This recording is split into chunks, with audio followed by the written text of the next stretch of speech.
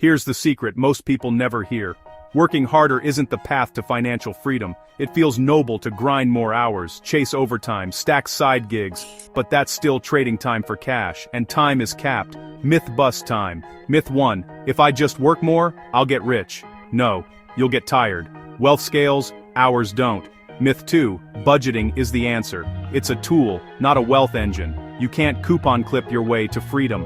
Myth 3, multiple jobs equals multiple freedom. It's multiple bosses. You still have one income source, your time. So what actually works? Leverage and ownership. Make money when you're not there, because assets do the heavy lifting.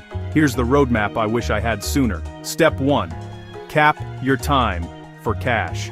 Set a job or main hustle income target, then stop adding more hours. Free evenings and weekends are fuel for the next steps. Step 2. Pick one scalable asset.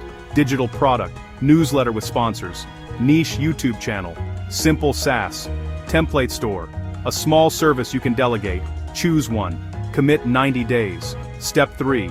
Build leverage, use code, use content, use capital.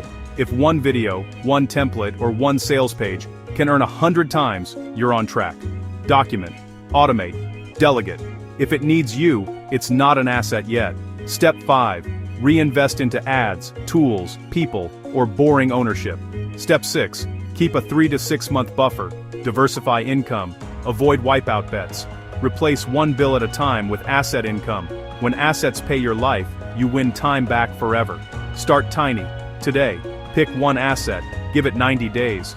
The secret isn't hustling.